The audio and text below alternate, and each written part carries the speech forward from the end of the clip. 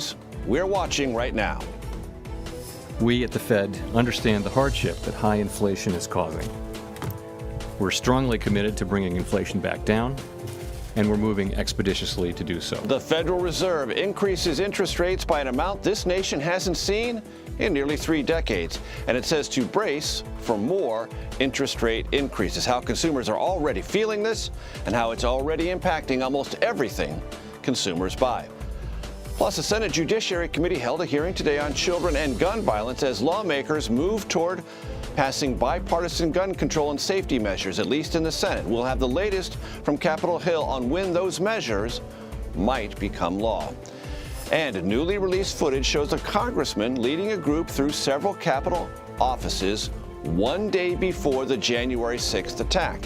Now, this is something other members of Congress had talked about and reported, but this is the first time we've seen actual video evidence. Now, the Select Committee wants to talk to Representative Barry Loudermilk about who he was showing around the Capitol complex in that video.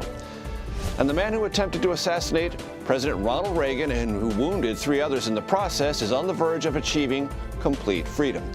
We'll tell you why a judge believes John Hinckley Jr. is fit for that freedom after being confined to a mental institution and his mother's home for the past 40 years. And later this hour, after another mass shooting in an elementary school, you remember in Uvalde, Texas, Ohio has decided to act. The action it took? Giving teachers guns to potentially fight back.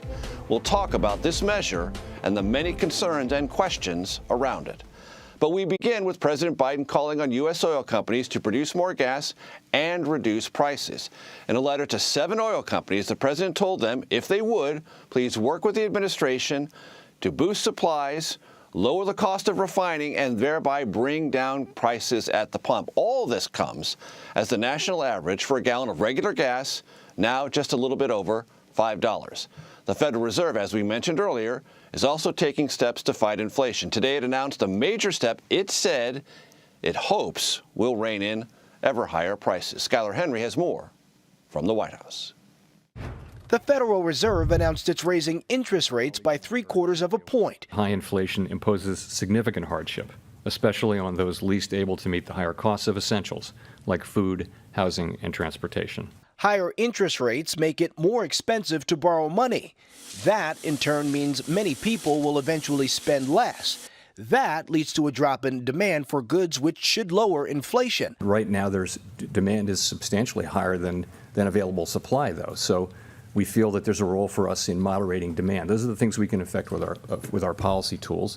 In Philadelphia Tuesday, the president acknowledged the impact inflation has had on Americans, with the average U.S. family spending nearly $350 more per month to buy the same amount of goods they bought last year. Inflation, it's sapping the strength of a lot of families. Inflation is also sapping the president's poll numbers, something Republicans are quick to pounce on in this election year. Inflation is at another 40-year high, and we had another record with gas prices hitting $5 a gallon. This morning, President Biden sent these letters to American oil refineries, urging them to produce more gas and questioning their record profits. In March, the price per barrel of oil was about $120 per barrel, like it is today. But in March, we were paying $4.25 per gallon of gasoline. Today, we're paying over $5. So there's a 75-cent increase. What is going on there? In addition to increased domestic production, the U.S. is calling on global manufacturers to increase production as well.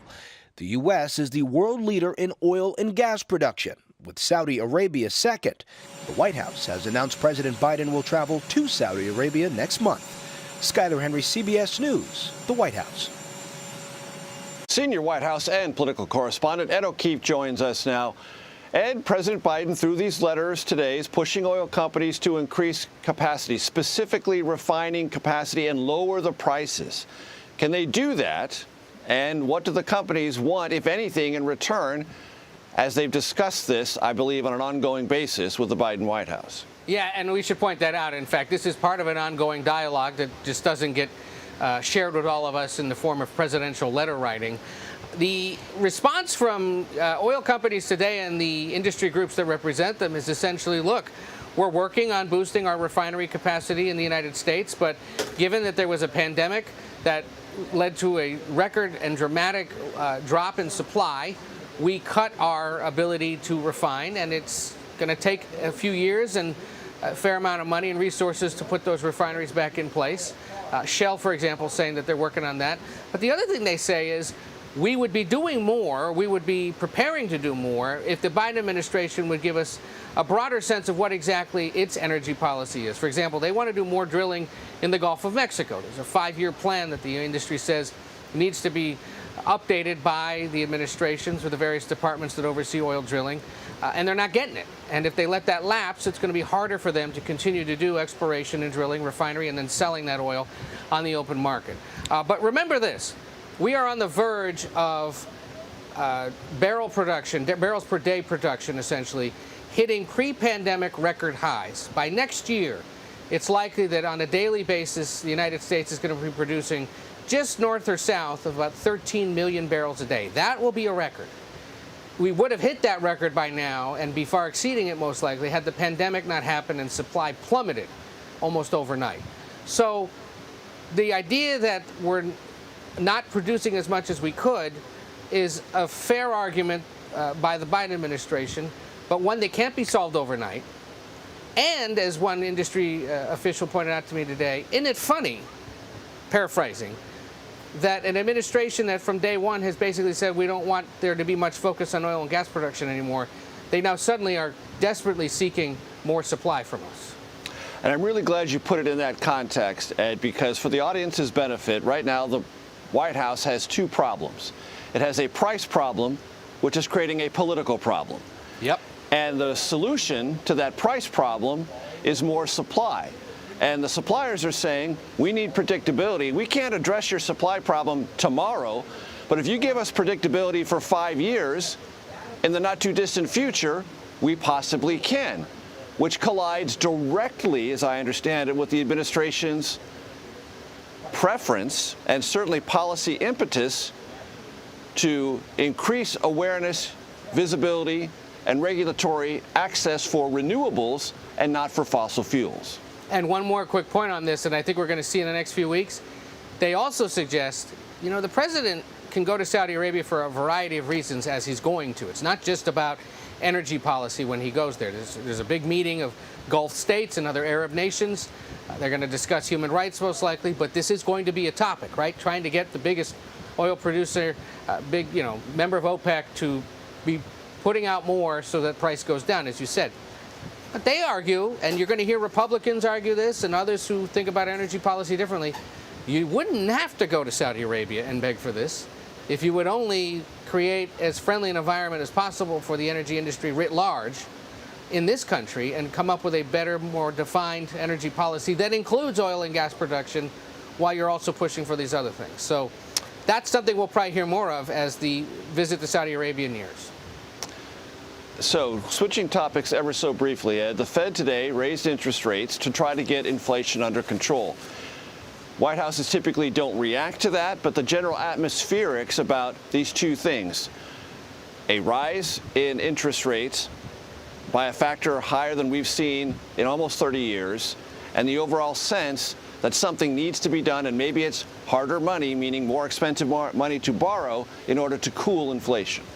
Yeah, well, look, by holding the meeting at all and raising the rate at all, they've done what the president wanted, which is to say the Federal Reserve sets interest rates. They're the ones that can most quickly or most broadly affect the general feeling and reality of inflation.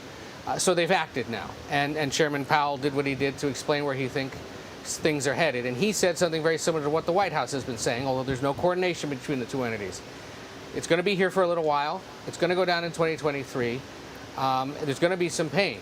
Where the Fed went further is to suggest the unemployment rate may tick up by the end of this year. Economic growth may not be as strong this year or next year. And those are things that a White House doesn't want to hear. But in the short term, the Federal Reserve has acted. The markets have responded to it and anticipated it. We'll see now in the next few weeks how the response goes. But to think that this is going to go away anytime soon, it's not. But this was a good first step, the White House would say, in at least getting us to the point where inflation starts to go down next year as is forecast. And as you well know, the personnel changes exist all the time at any White House, but some are more visible Some are more significant than others. Catch us up on some significant ones that have just occurred. Sure. Well, look, there are a handful of people who work in this West Wing, of course, hundreds. Only a handful ever become household names. But three important hires here or promotions in recent days. Let's begin with Keisha Lance Bottoms, a name red and blue viewers will remember. Folks from the South may remember as well as the former mayor of Atlanta.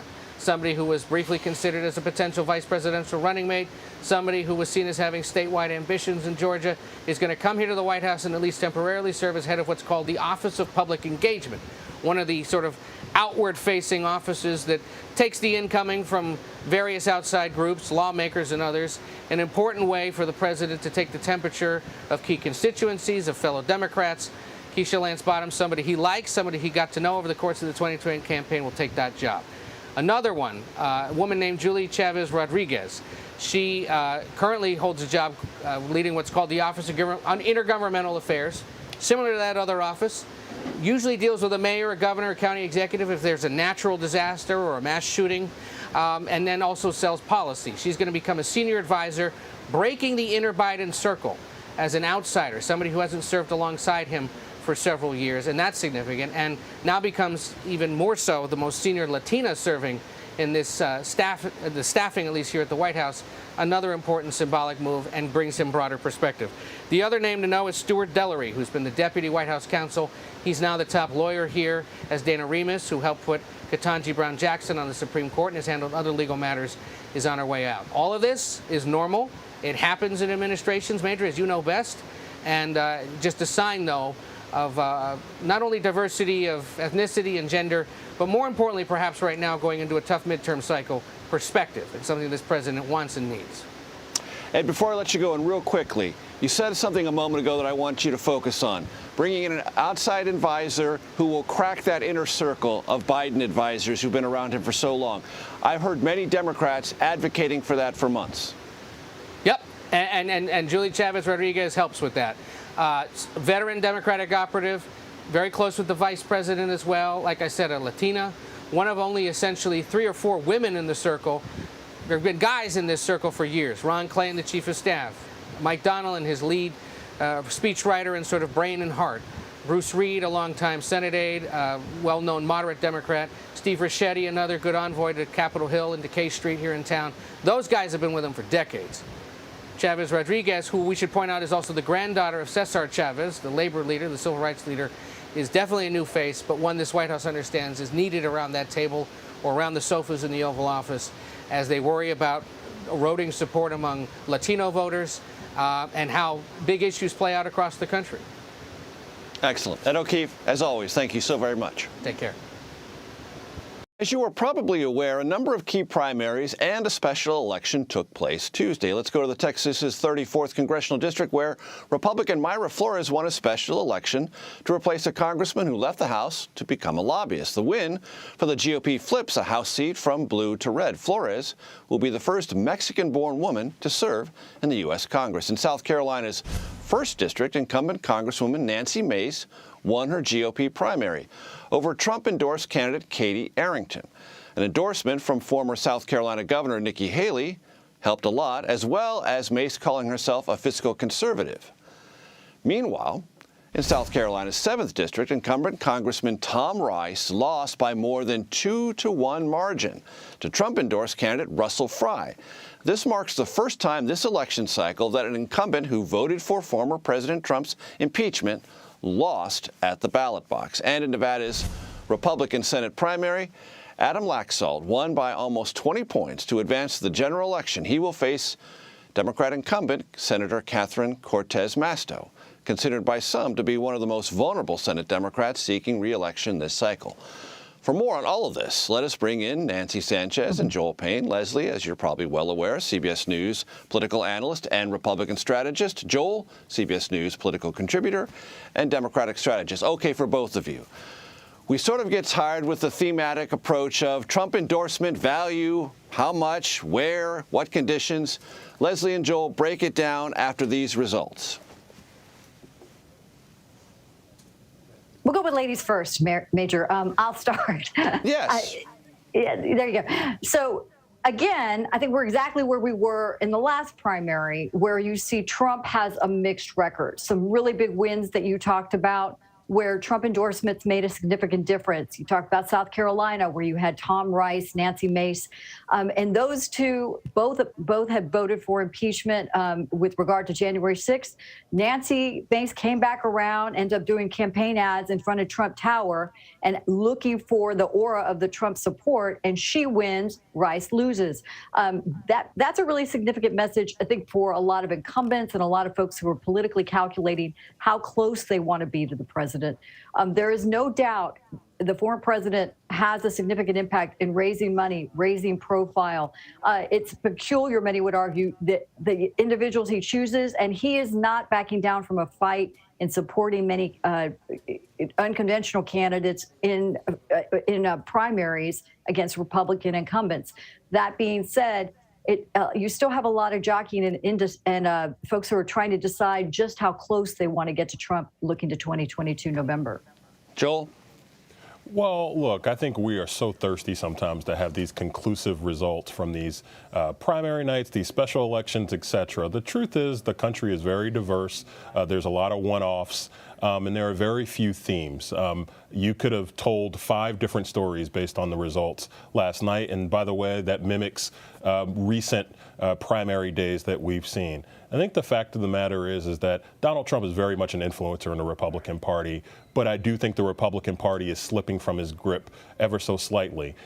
National Republicans, I think, see that Donald Trump overall, that brand is waning in its significance nationally in a general election setting, even if it's strong within the base. So I wouldn't draw too many conclusions. What I would say, however, though, if I was a Republican and my friend Leslie here, we go back and forth a lot very lovingly, I'd be worried about some of these candidates that they are nominating this cycle. It reminds me a little bit of 2010. I worked in the Senate leadership in 2010 when you had folks like Todd Aiken, Richard Murdoch, Christine O'Donnell, who were on the Republican ticket. And I would say some of these candidates, the Herschel Walkers and the Adam Laxalts, sound very similar to those folks. So, Leslie, let's talk 2024, because it's never too early to talk about 2024. And to Joel's point a second ago, I want you to take it on. Is the Trump brand waning? And do you look at evidence that can be found in Senator Tom Cotton, Florida Governor Ron DeSantis, Nikki Haley, Mike Pompeo? There's a list of about 12 Republicans who are currently mobilizing to make ready for a 2024 run if, in fact, former President Trump doesn't run, or even if he does, and you would have to add former Vice President Mike Pence into that list. What does that tell you about how they're assessing the power and future prominence of the Trump brand? I think you almost have to look back to 2016. And what's interesting about all the candidates that you named is they are much more in the model of a Donald Trump than they are of the establishment Republican that we saw lining up 2015, 2016. That was more what traditional Republican Party looked like. Now it is a much more populist party. It is much more echoing the themes that we heard throughout the Trump presidency and certainly the Trump campaigns: America First, deregulation, energy independence, border security. Those themes, while they may not be new to the Republican Party, there is much more of an effort to take this on, and they see an opportunity, the candidates that you named, the potential candidates that you named, to have the sway of the support, that populist support of conservatives and independents who feel that they liked where Trump was going with respect to the direction of this country, but they did not like his personal style and, quite honestly, his character. That's why it's creating opportunity. And to dismiss that Trump was really kind of the face of this particular undercurrent, the movement, to mix my metaphors, would really miss how much support there is for these Republican nominees, I predict, in the future. And of course, President Biden, Democrat. Democrats run the Senate nominally and the House. So, Joel, those close to the president keep insisting he's going to be a candidate for re-election in 24, and let's actually hear them do some of that insisting. The answer is yes. My plan is to run for re-election. That's my expectation. The president, as you know, has been asked that question many times, and he has answered it. His answer has been pretty simple, which is yes, he's running for re-election. I can't say more than that. Joel, lots of insistence, but there are some reports out there that Democrats, at least some Democrats, somewhat antsy about the idea of another Biden run and possibly, if he prevails, inaugurating an 82-year-old Mr. Biden for a second term. That's mostly in the progressive side of the party. Assess for us. Yeah. Look, the answer, Major, is going to be yes until it's no. And I know that kind of seems silly, but that's just the bottom line. Until the answer is no, it's going to be yes. And the fact of the matter is, I don't think people in the Democratic Party were under any, aspersions about Joe Biden. We knew what we were getting in terms of the types of positive qualities he was going to bring to the office, but we also knew that this was a man at advanced age who was very much in the sunset of his political career, and we knew that he was a transitionary figure. Now, that transition could be in 4 years or 8 years. I think right now, if maybe things were a little bit more clear in terms of succession with Vice President Harris or other leaders in the party, I think maybe there'd be a clearer answer. But right now, Joe Biden is still the leader of the Democratic Party and probably the best chance of Democrats holding the White House, particularly if Donald Trump is the Republican nominee. I've been saying for a long time, Donald Trump and Joe Biden, styles make fights, and I think that Joe Biden is Donald Trump kryptonite. Low approval ratings matter to every president. They matter to this one. They can only be described as a pressing concern. Gallup puts President Biden's approval rating at 41%. Since taking office January 20th, 2021, we all remember that, it's gone down to the low 40s, and since last September, stayed there ever since. More concerning, probably for Democrats, his disapproval numbers have jumped almost 20 points, from 37 to 54% currently. Joel, that's not good. Not good at all. And look, it's got folks like me, really concerned, as you would be. You want a president that's more popular than 2 and 5. That said, I think that there is still a Biden coalition out there that can be salvaged. I think there's a path for the president, for his administration to rebound. You're at pretty much the low watermark in terms of inflation, in terms of feelings about the economy, in terms of consumer prices. If in the next 6 months that improves, you're looking at a very different feeling in the electorate going into the midterms. I guess what I would also say, too, is, look, there are economic indicators, and let's be honest, a lot of this is driven by economic anxiety. The economic indicators, high level in the economy, are good. I just think it's the vibes are off economically. I don't mean to be too cute about it, but really it's a bad vibes economy, and I think that's going to impact the president and the folks that are running with the president in 6 months and in 2 years. Leslie, I want to let you run at this first, but Joel, if you have any thoughts on this, jump in. So I well remember covering the Trump White House that former President Trump was often at 41%, almost his entire presidency, and he didn't care about that. The reason he didn't care about that is because it was a ferocious, motivated, and clearly defined base. Remind our audience about that and why 41% for former President Trump, when he was in office, President Trump, 41% Biden, are looked at differently by by different presidents. The president's approval rating measure was a flat line. That was basically the consistency from the beginning to the end, maybe a little blip here and there.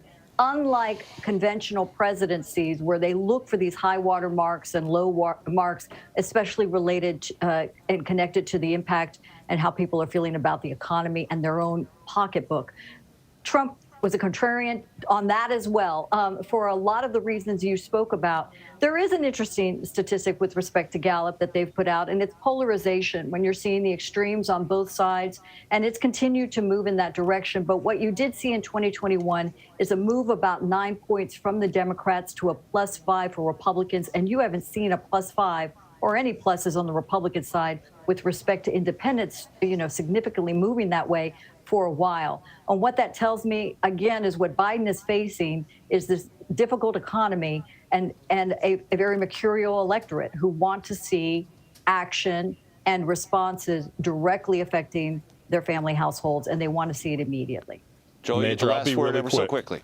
Yeah, I'll be very quick. Intensity is the word here. You're right to point out that President Biden does not have the intensity in his base that President Trump does. That's the intense positivity. He also doesn't have the intense negativity on the other side, which gives Biden a ladder back to sea level. And I think that's important to remember as well. Ladders back to sea level. Joe Biden needs one. Leslie Sanchez, Joel Payne, thank you very much. New charges today for the racially motivated mass shooter attack in Buffalo, New York, and emotional testimony on Capitol Hill from survivors of that shooting, as well as several others. The latest on the Senate's move to enact new gun safety measures. Plus, the January 6th committee wants to ask a sitting member of Congress why he was giving a tour of Capitol offices a day before the attempted insurrection. What we know about who was there, and what we know about Democrats' allegations of so-called reconnaissance tours. You are streaming Red and Blue.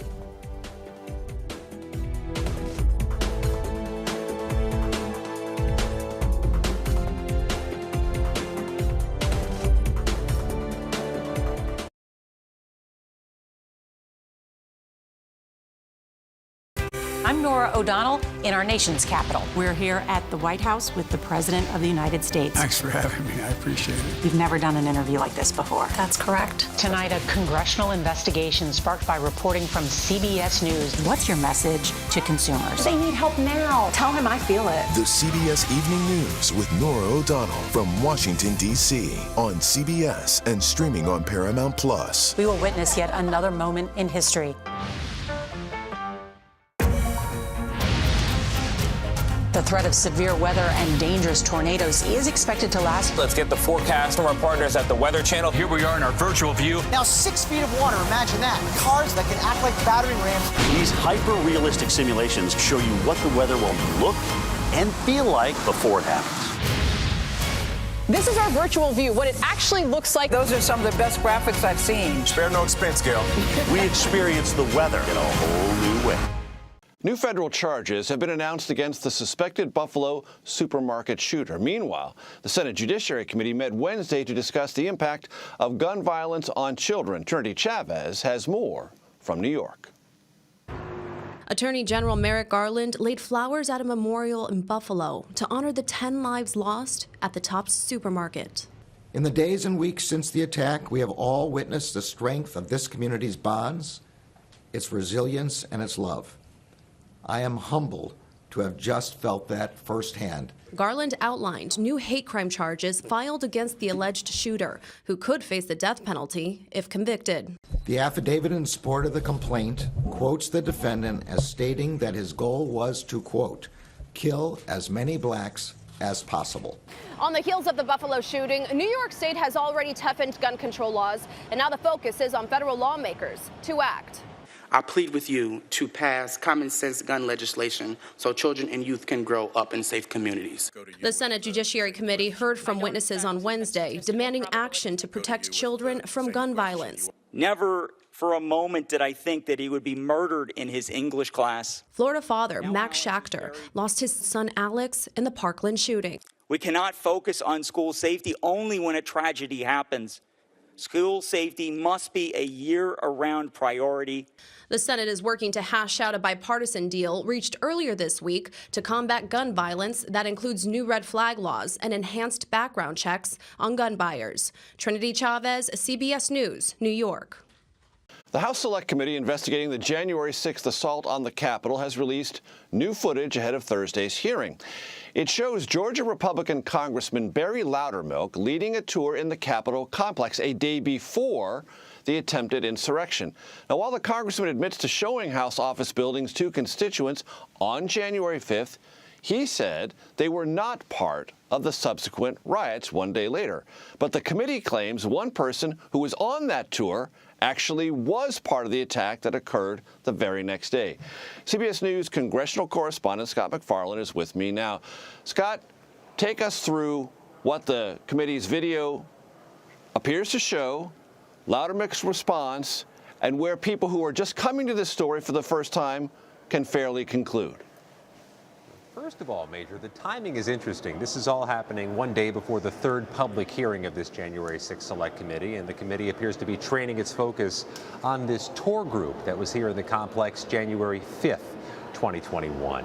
They say they've asked Congressman Loudermilk of the Atlanta area to come in and talk to them about whatever tour group he and his staff had January 5th, 2021, because the timing is important to the committee.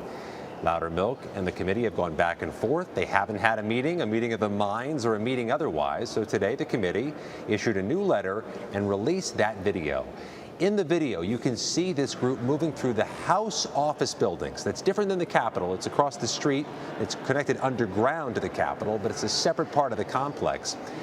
And this group appears to be taking photos of areas that are otherwise unspectacular and not commonly photographed. Staircases, underground tunnels that connect the House office buildings, security areas. The committee, in its letter to Mr. Loudermilk, says they want to know what this group was doing, why they were taking pictures of otherwise unspectacular areas. And we reached out to Mr. Loudermilk. We got some comment from him today. In fact, he spoke to a group of press late this afternoon and said the committee could have reached out to him personally versus sending out press releases and YouTube videos of surveillance video. He also said this wasn't a tour group, it was a group of constituents and family that day. We'll see if this comes up at one of the future January 6th committee hearings, but it's clearly an interest area for the committee to ring this bell 24 hours before they have a nationwide public hearing. Scott, were there tours going on at that time at the Capitol or the Capitol complex broadly? Nearly all of 2021, the Capitol was closed to public tours. If not all of 2021, the Capitol was closed to public tours. It most certainly was January 5th, 2021. Now, members can break the rules. I mean, if they want to bring somebody in, nobody's going to stop a member of Congress from personally escorting somebody through the complex. And we saw a lot of that during the closure to public tours, members of both parties bringing in groups. But what's different here, the committee's alleging this group included at least some people or some person who were taking photos of members' names and pictures on the walls. Were seen January 6th at the White House Ellipse rally or marching toward the Capitol. And in one case, the committee says one of the people in that tour group allegedly threatened to harm several members of Congress, including that name you were just seeing, Gerald Nadler, top Judiciary Committee Democrat, Nancy Pelosi, and Congresswoman Ocasio-Cortez. So the committee remains interested. We'll see how much further they dig this hole. And Scott, as I understand it, the Congressman Loudermilk has said the Capitol Police has already rendered a judgment on this. What has the Capitol Police said about this? And importantly, what has it not said? In letter form, the Capitol Police Chief sent this explanation or description of the police department's review of these incidents to Congressman Loudermilk and the other Republicans on the House Administration Committee. We read the letter. In the final paragraph, the police chief says they didn't deem what they saw that day from those videos as suspicious, and that the police officers are trained to look out for and measure possible reconnaissance tours. We also reached out to a person who was on that tour, part of that group, who denied it was a reconnaissance tour, said it was just a visit. They were in the underground areas because there's a cafeteria down there. There are some historic sites down there. The major, we also heard from Congressman Brendan Boyle, a Philadelphia Democrat, who says that staircase you saw photographed leads right to the hallway where his office is, and in his 8 years here, he's never seen that staircase photographed. So the questions will linger. So, Scott, give us a preview, if you can, about what is likely to be explored tomorrow in the Select Committee's next public hearing. In this hearing, we expect a heavy focus on Vice President Pence. The pressure he was under, the pressure campaign he faced in the weeks before January 6th, including from former President Trump, and the danger he was in that day in the Capitol complex, just minutes away and just feet away from a mob, some of whom were accused of chanting, "Hang Mike Pence." We also expect to hear this name a lot. John Eastman, who was an otherwise obscure California legal professor who once ran for Congress in California, but became an 11th hour legal advisor to the Trump White House and drafted this memo of how Mike Pence could throw back the electoral count to the states or challenge or overturn the electoral count January 6th. You'll hear the names John Eastman and Mike Pence many dozens of times beginning tomorrow at 1 p.m. And of course, Scott, as you well know, as everyone in Washington who experienced that either up close or via television or just in the larger community here, security on January 6th suddenly became a compelling issue, not just for the future of democracy, but for everyone who lives here. Tell us about your new reporting on the investigation into the security threat outside the Supreme Court and Justice Brett Kavanaugh's house that's related to security around the Capitol. It's related to security writ large here in our nation's capital. A lot of developments. First of all, Major, late today, a new indictment against the California man charged with traveling across the country by plane, then by cab to Brett Kavanaugh's home in Maryland. He's now charged with attempted assassination of a U.S. court justice, Nicholas Roski, 26 years old, from California. That indictment just came in. But something else. We're getting more about the response that night of the attempted threat allegedly by Roski. It was local police in Montgomery County, Maryland, who ended up taking Roski into custody. Even though there is U.S. Marshal protection at Justice Kavanaugh's home, the local police say they're the ones who got him, that Roski turned himself in, called 911. Here's the Montgomery County, Maryland police chief with more about that arrest. Your officers, did they have to coax him as well into standing down? No, he basically surrendered immediately. And I think that again, I think the officers did a great job in their approach. How they were able to talk to him and then get him to basically to surrender. But he adhered to all of their commands. And Major, Congress has just passed, and President Biden is expected to soon sign new legislation to increase security, federal security, at the homes of Supreme Court justices. Scott McFarland, as always, thank you for your expertise. And CBS News will have all-day coverage of tomorrow's January 6th committee hearing. It is expected to get underway at 1 p.m. Eastern. We will have coverage in the lead-up and after it wraps with our team of correspondents and analysts. You can stream it right here on CBS News. The White House is announcing another large amount of military assistance for Ukraine, just as Ukraine says it is running low on ammunition. What the U.S. is contributing, and how Defense Secretary Lloyd Austin wants other NATO countries to do more to help. Plus, the man who shot then President Ronald Reagan and 3 others more than 40 years ago is on the verge of achieving freedom. Details on his release and why a judge feels he can re-enter society. You are streaming CBS News.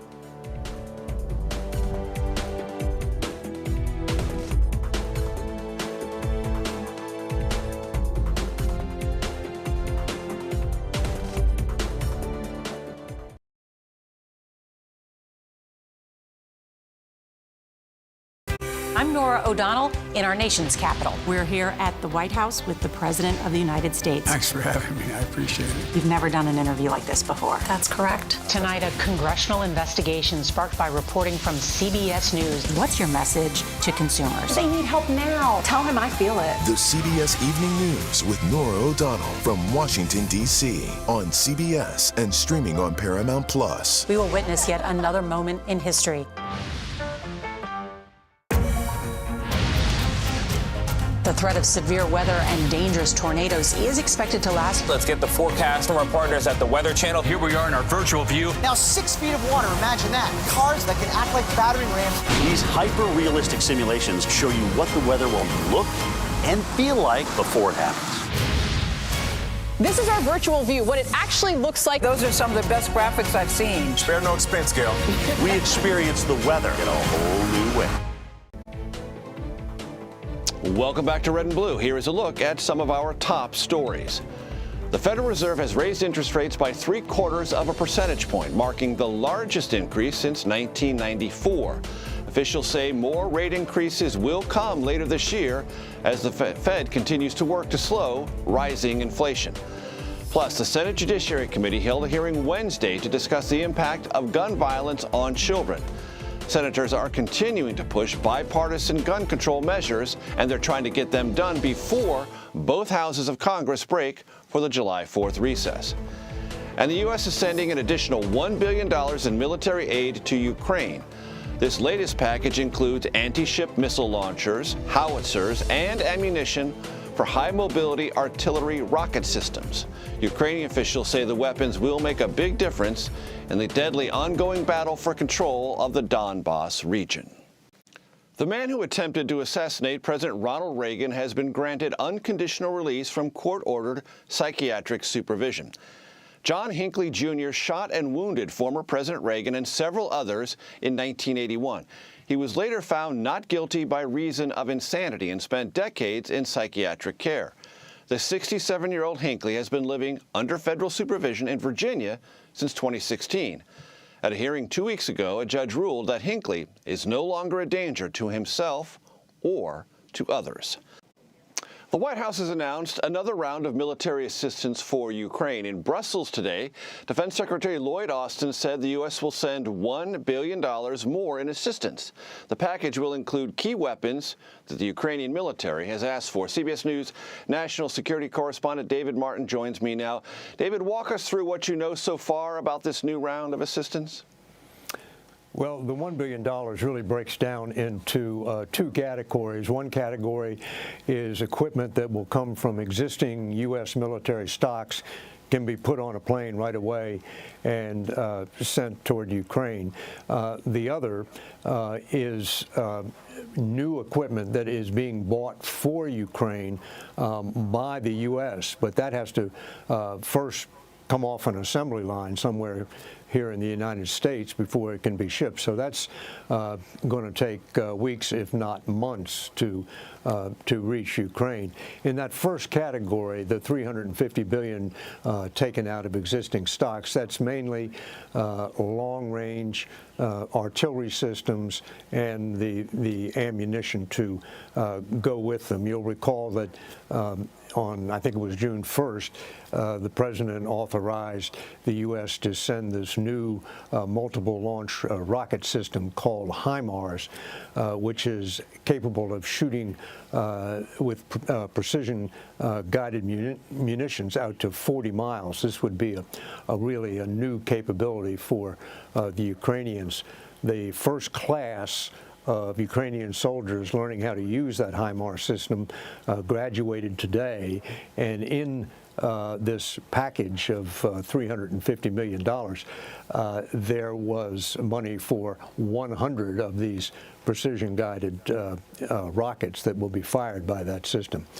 The other package, the $650 million that the U.S. is going to buy from U.S. defense contractors for Ukraine, includes less glamorous items. It includes two launchers for anti-ship missiles. The actual missiles will be provided by Denmark, and then thousands of radios and night vision devices, which obviously are not real firepower, but are part of the nitty-gritty of having a real workable military force. Nitty-gritty matters on the ground, for sure. Defense Secretary Lloyd Austin, as you well know, David, urged NATO allies to increase their own military aid. He did so in Brussels today. Let's take a listen. We're here today because of our unwavering determination to get Ukraine the capabilities that it urgently needs to defend itself. And I'm personally grateful for the significant security assistance that this contact group has provided thus far. But we can't afford to let up, and we can't lose steam. The stakes are too high. For those who might not know, NATO headquarters in Brussels. That's why the Defense Secretary and others were there. David, what does the Pentagon want NATO allies to bring more to the table?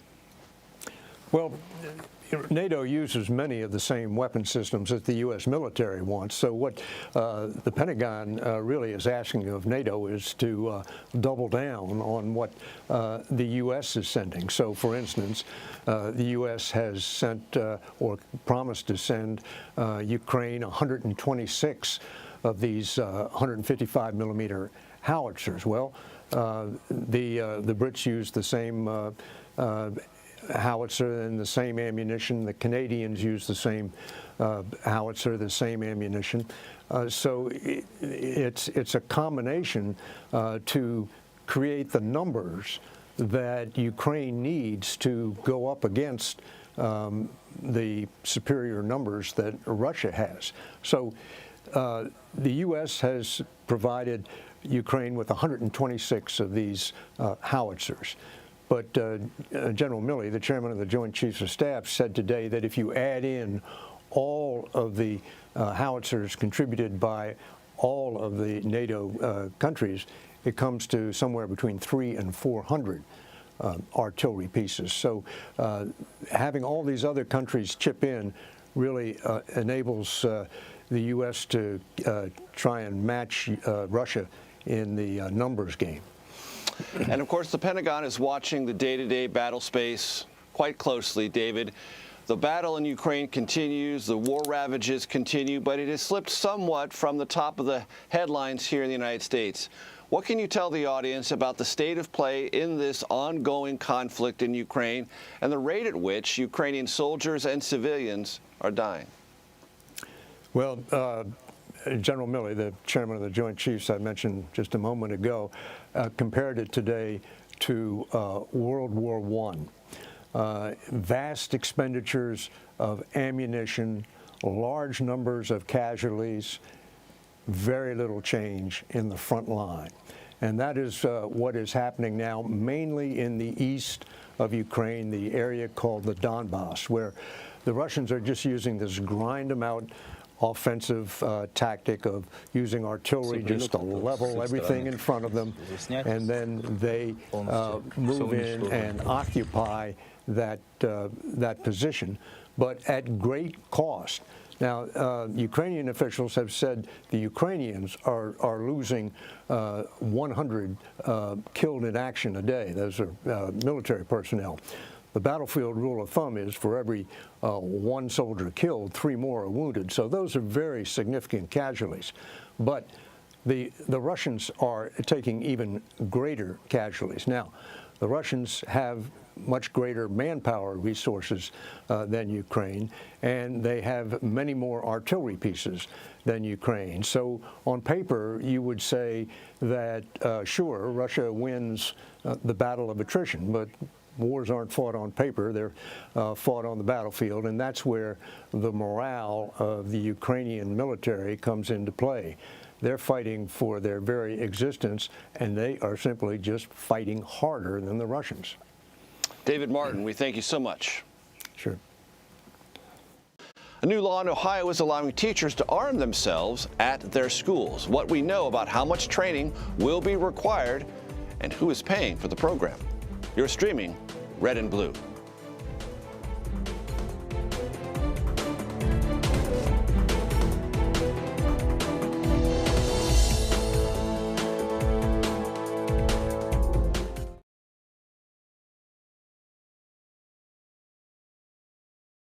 I'm Norah O'Donnell in our nation's capital. We're here at the White House with the President of the United States. Thanks for having me. I appreciate it. You've never done an interview like this before. That's correct. Tonight, a congressional investigation sparked by reporting from CBS News. What's your message to consumers? They need help now. Tell him I feel it. The CBS Evening News with Norah O'Donnell from Washington, D.C. on CBS and streaming on Paramount+.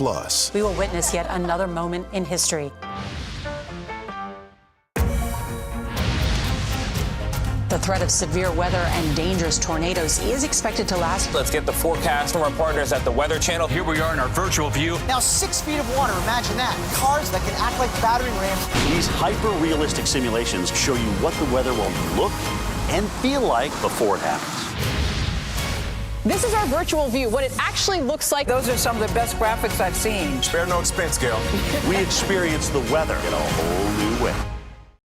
Teachers in Ohio can now bring a gun to class. All that is required is up to 24 hours of training. Now, that's a big drop from the previously required 700 hours of training for anyone to carry a firearm in Ohio schools. Republican Governor Mike DeWine signed the legislation into law on Monday. What the bill does is essentially reverts back to the prior practice of allowing local school districts to make a local decision on whether or not they will permit certain school staff members to be armed on school ground. This is a local choice. It's not mandated by the legislature nor by the governor.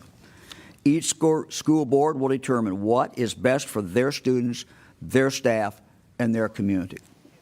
A lot of legislative lingo there, but what the governor was saying is this is a voluntary decision that will be made school board by school board across the state. Anna Staver is a legislative reporter for the Columbus Dispatch, and she has been all over the story and joins me now. Anna, so where do the teachers get these firearms, and importantly, who provides the training, and what does that all, if it's answerable, look like? Well, the training would be provided by the school district, and they would have to pay for it. It would be about 24 total hours, but any district could choose to go above and beyond all the way up to that original 700 hours of training. It would be up to the district to kind of decide how much they wanted to impose, but then it would be on the staff to either own their own firearm or potentially have one provided by the school. The law doesn't get into those kinds of specifics.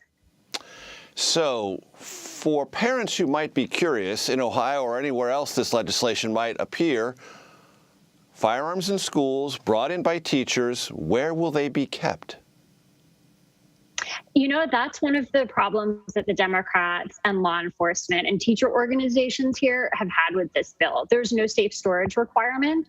And actually, a few years ago, there was an incident here in Ohio with a school district where an administrator who had been authorized to carry had left a weapon in her desk, and her grandson had gotten a hold of it and pointed it at another student. No one was hurt, but it was sort of shocking for all of us. And, you know, district by district, you know, any school district here could create a safe storage requirement, but it is not mandated by the law. And it strikes me, and I don't know if this was part of the debate in Ohio, but is there any visibility to what the school districts decide? Meaning, let's just say someone who's contemplating an act as we saw in Uvalde or other places, would they know which school districts have teachers who are armed and which ones don't? Yeah, because the law requires the district to publicly announce that they're going to arm staff, or they're giving staff the option to go through this training, but they don't have to disclose who it is. So you don't know which teachers, which, you know, bus drivers, which lunch personnel, custodians. You don't know who's taken advantage of this training program. You just know that it exists in your school. And the argument was that, you know, parents then could decide whether they were comfortable with that or not. Right, and all I'm thinking about there is school districts may, if they do not make this choice, and everyone knows that, they are a comparatively softer target than one that does. Potentially, and there was a lot of debate in the legislature about whether disclosure would be required. The governor also signed another piece of legislation, about $100 million for what he's calling hardening schools. So it'll be grants that the districts can use to make their facilities more secure. I'm not a lawyer, I don't play one on television, but liability has got to be a part of this conversation. What if, under the best of circumstances and the best of intentions, something does go wrong? Are teachers liable? School district liable? Who? You know, that's one of the questions I think a lot of lawyers here are asking, because even the police here, the Columbus police chief here said she thinks this is a horrible idea, in part because in the event of a school shooting, they're going to shoot the person with the gun. They may not know that there's a teacher that's armed. They may not know what that teacher looks like. In the chaos of this, a teacher could shoot a student. There are a lot of questions about what would happen when it actually came down to a tragedy like Uvalde. And Anna, in the main, how are teachers responding?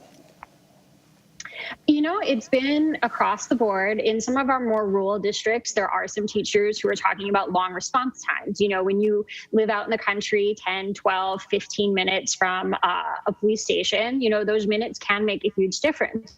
But a lot of the larger, more urban districts are saying, you know, this is something they're not interested in doing.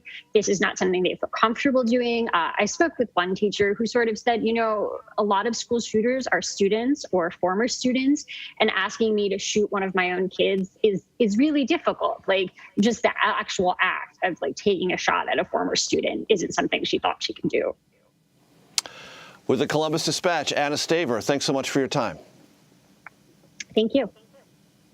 We are going to take a quick break, which means you have a couple of minutes to do something really important. Download the free CBS News app on all your devices. There you can catch live local coverage from across the country from all of our CBS stations. And while you're at it, check out Paramount Plus, where we have a mountain. Yes, it's a mountain of content for you to stream there as well.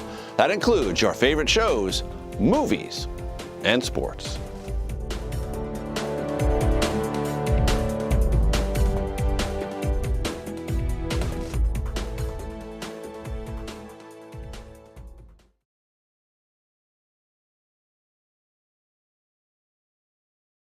I'm Norah O'Donnell in our nation's capital. We're here at the White House with the President of the United States. Thanks for having me. I appreciate it. You've never done an interview like this before. That's correct. Tonight, a congressional investigation sparked by reporting from CBS News. What's your message to consumers? They need help now. Tell him I feel it. The CBS Evening News with Norah O'Donnell from Washington, D.C. on CBS and streaming on Paramount Plus. We will witness yet another moment in history. The threat of severe weather and dangerous tornadoes is expected to last. Let's get the forecast from our partners at the Weather Channel. Here we are in our virtual view. Now 6 feet of water, imagine that. Cars that can act like battering rams. These hyper-realistic simulations show you what the weather will look and feel like before it happens. This is our virtual view, what it actually looks like. Those are some of the best graphics I've seen. Spare no expense, Gail. We experience the weather in a whole new way. A Food and Drug Administration panel has recommended both Pfizer and Moderna COVID-19 vaccines for children under the age of 5. Pending final approval from the CDC, the pediatric shots could become available as soon as next week. Natalie Brand has more from the FDA headquarters in Maryland. Infants and young children are a step closer to getting vaccinated against COVID-19 after an FDA panel voted to authorize shots from both Moderna and Pfizer. It's a population that has been much less affected than the older populations, particularly the oldest population, but one nonetheless has also been affected. The CDC says more than 440 children ages 4 and under have died from COVID during the pandemic, and hospitalizations among that age group have risen during the Omicron surge. We have to be careful that we don't become numb to the number of pediatric deaths because of the overwhelming number of older deaths here. Pfizer says its 3-shot series is 80% effective in preventing symptomatic infections in young children. A third dose is necessary to provide high protection against Omicron. 2 doses of Moderna appeared strong enough to prevent severe infections, but only 40 to 50% effective at preventing mild infections. The drug maker has added a booster to its study. You can call it a primary series. You can call it a booster dose. I think all of us agree that these children are going to need a third dose. Moderna's vaccine for this age group is a quarter of its adult dosage. Pfizer's is just 1/10. The FDA says both were well tolerated and side effects minor. The CDC still has to weigh in. If the vaccines get the final approval, they would likely become available early next week. Natalie Brand, CBS News, Silver Spring, Maryland.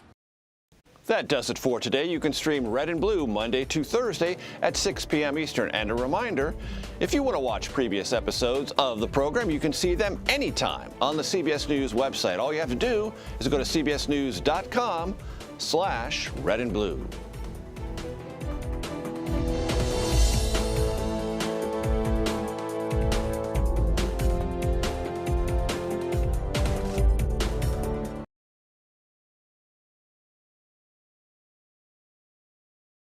I'm Norah O'Donnell in our nation's capital. We're here at the White House with the President of the United States. Thanks for having me. I appreciate it. You've never done an interview like this before. That's correct. Tonight, a congressional investigation sparked by reporting from CBS News. What's your message to consumers? They need help now. Tell him I feel it. The CBS Evening News.